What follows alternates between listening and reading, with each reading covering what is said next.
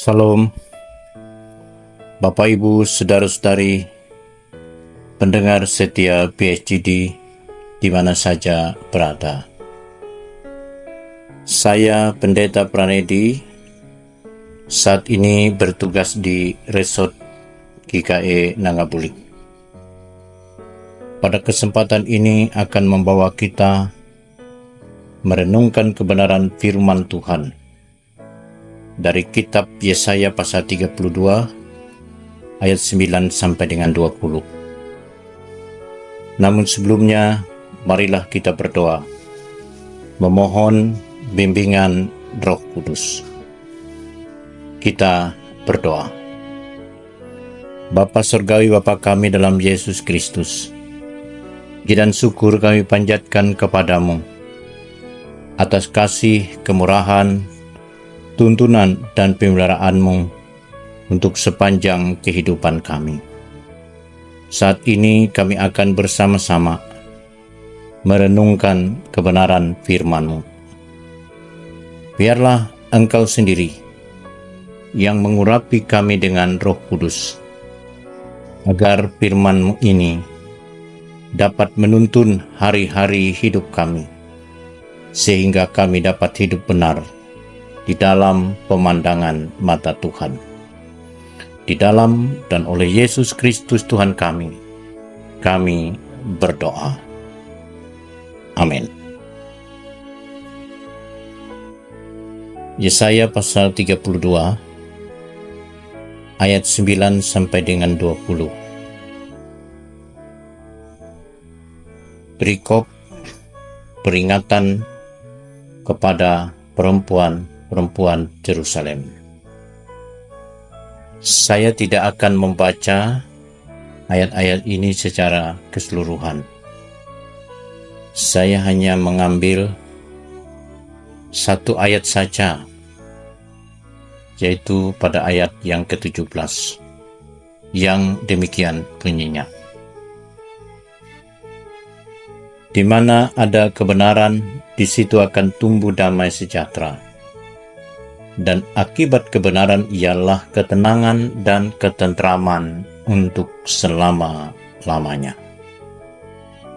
Yang berbahagia ialah mereka yang mendengar dan yang memelihara firman Tuhan. Amin.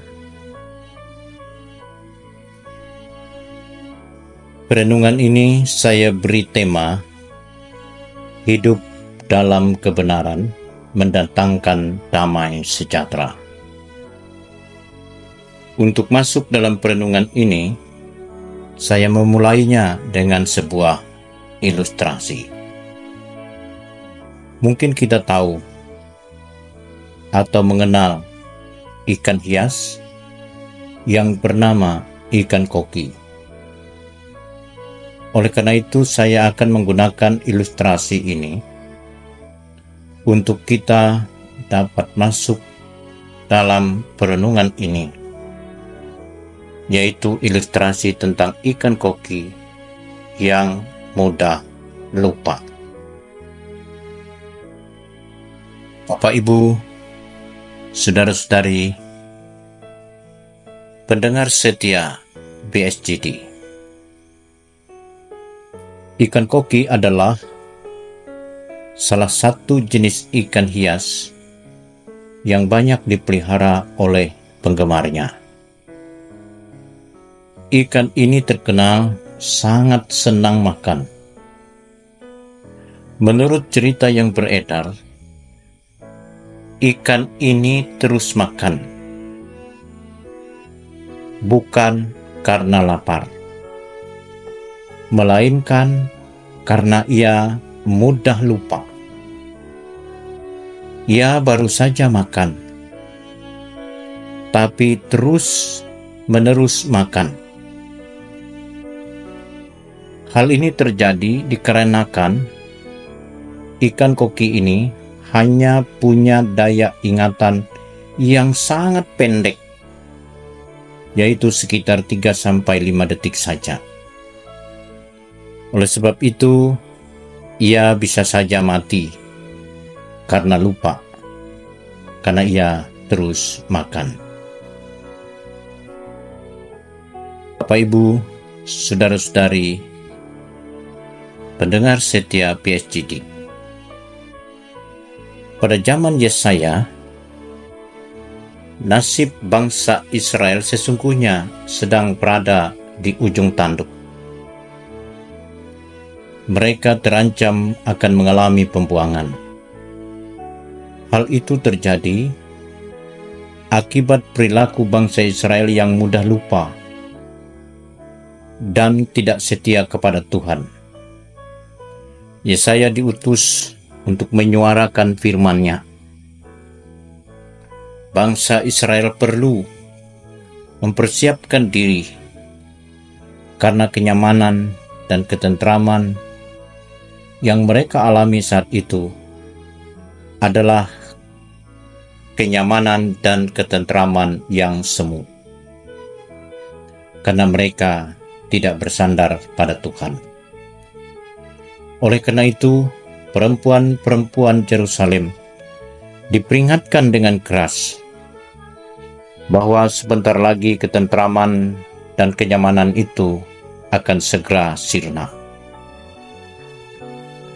Ada masa susah yang harus dirasakan akibat perilaku mereka sendiri yang tidak setia kepada Tuhan. Hal itu terjadi tidak berarti bahwa Tuhan bertindak kejam terhadap mereka. Tuhan justru mengingatkan bangsa Israel untuk perlunya mereka bertobat dan kembali setia kepada Tuhan. Kepercayaan mereka kepada Tuhan inilah yang akan mendatangkan ketentraman dan ketenangan yang sejati. Jika tidak, bangsa Israel akan dididik melewati pembuangan agar mereka sadar dan bertobat serta kembali percaya kepada Tuhan. Bapak Ibu, saudara-saudari, pendengar setia PSGD. Pesan Yesaya di atas sangat perlu kita perhatikan. Tuhan rindu agar kita kembali hanya bersandar kepada-Nya. Apabila kita kerap kali mengabaikan atau melupakan prinsip kebenaran firman Tuhan, mari kembalilah percaya kepada-Nya. Jangan menjauhkan diri dan melupakan kebenaran firman-Nya. Jangan biarkan diri kita dikuasai oleh kehendak dunia ini.